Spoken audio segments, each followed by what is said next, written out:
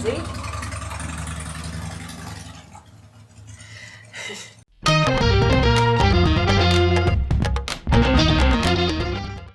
We're doing an August wrap-up and a September TBR, somewhat plans, September plans, future plans for reading thing. So let's start with the August wrap-up. I have my notes. I have some notes. I read 14 books last month. 3 of those books were ARCs. 7 were library books. 1 book was non-fiction, and I haven't read non-fiction for a little while, so I'm quite happy about this. It sparked something. But 4 of the books were from my own TBR, my personal TBR list, rather than the library books.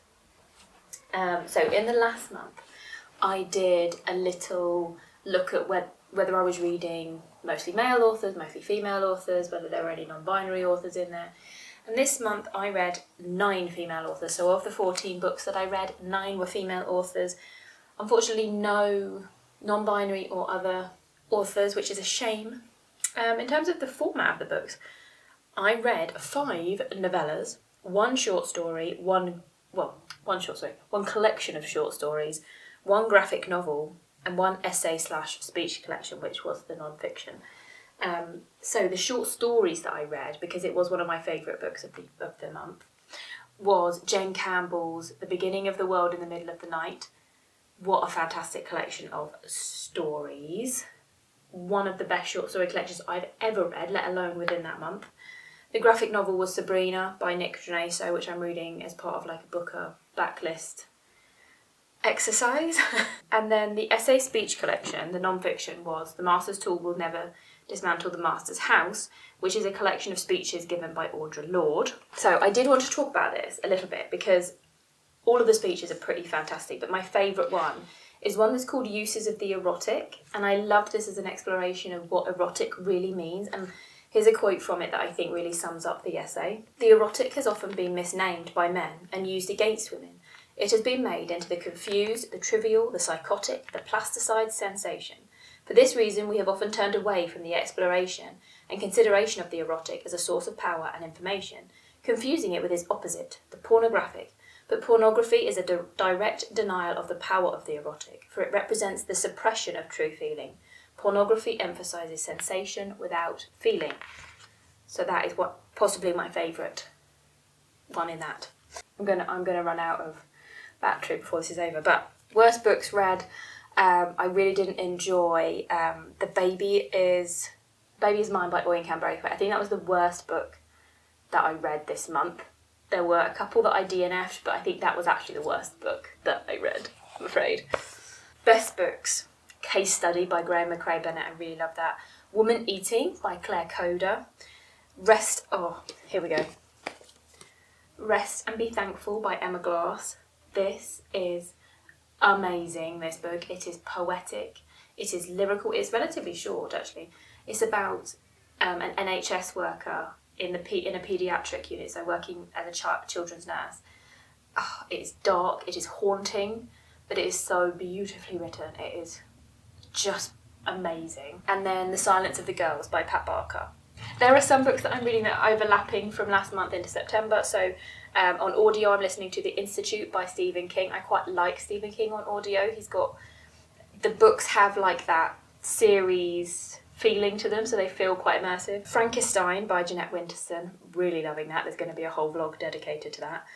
And then How to Read Literature Like a Professor by Thomas Foster.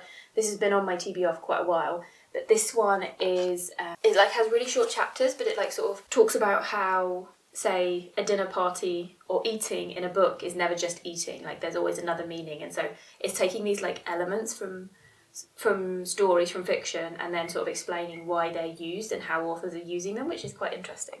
Non-fiction. So in terms of general reading, just check out this video that's all about all the library books that I have, because that is generally my plans for September is all the library books. But I have like a longer non-fiction plan, which is to read certain non-fiction books sort of up to Christmas. Like I've got a few that I really want to read, and the first one, which I've just started, is Marina Warner's Forms of Enchantment, Writing on Art and Artists. It's a collection of essays about pieces of artwork. So far I've only read the introduction, which is already really good. I'm really looking forward to that. The rest of them are quite short. But we've got Albert Camus' Create Dangerously, The Work of Art in the Mechanical Age by Benjamin Walker, Steps Towards a Small Theory of the Visible by John Berger. John Berger is one of my favourite writers on sort of critical theory, culture, photography in general. I've got Confabulations by John Berger. He is one of my favourites. I've got Art and Beauty of the Middle Ages by Umberto Eco, because I am currently sort of teaching myself about the Middle Ages, so that's that one. And then we've got The Doors of Perception and also Heaven and Hell by Aldous Huxley. One of my favourite books ever is Brave New World by Aldous Huxley, so I'm really interested to read some of his non-fiction and see sort of more about the man behind the story. So those are sort of more, I want to read them between now and Christmas rather than being like a September specific thing, but those are the ones that I really want to prioritise from my TBR. I'm going to see if I can fit in a little book haul because I don't know, my battery's flashing at me. So I very, very happily received some books from Kieran from KD Books. I purchased from him 2 books, Goliath, which is sci-fi, and The Prague Cemetery by Umberto Eco. I've started reading The Name of the Rose, his like famously postmodern story, and I've got some of his non-fiction as well to read. But yeah, so I'm really interested in his writing. So when I saw that Kieran wanted to sell this, I purchased this from him. But he very kindly sent me some more books as well. Like he sent me a little like gift package. So I will say, Red Clocks I do already own, so I now have 2 copies of this. But thank you. Now this is possibly the most annoying one in there. He sent me The Ghost Robe by Pat Barker. Now I really enjoyed The Silence of the Girls by Pat Barker last month. It was one of my 5-star reads. But this is supposedly the 3rd in a trilogy, so now I'm going to have to find the first 2 and read those. So you've just added 3 books in one to my TBR, Kieran. Felicia's Journey by William Trevor. William Trevor is an author I've been interested in. I've never read from him before, but I am interested in his books. And I mean, if you've seen my other channel, you'll know that I love photography, so I like the cover of that. We've got Narcopolis by Jeet Thayil, a Booker shortlisted book. So this one has been on my radar. It wasn't imminent, but it shall be going on my prize nominated list. Now this one I'm really excited about. This one's called The Muscoviad by Yuri Andrukovich. And so this one is translated, I believe, from Ukrainian. And it looks like a really dark satirical thing. Oh yeah, translated from the Ukrainian by Vitaly Chernetsky. So I'm quite intrigued by this. I'm desperate to get through this before my battery runs out. We've got A Promised Land by Khadija Master. I'm quite intrigued by the sort of range of locations that these books have come from and range of time periods that they've come from. So thank you, Kieran, for quite an intriguing stack. And then this one, which I'm very intrigued about, is called Vanishing Twins, A Marriage, Leah Dieterich. Now, the synopsis is interesting, but what really intrigues me is how it seems to be formatted inside. So we've got these like shorter sections, we've got like these short snappy bits in it. So I'm quite intrigued by how this is going to read. Really, really intrigued.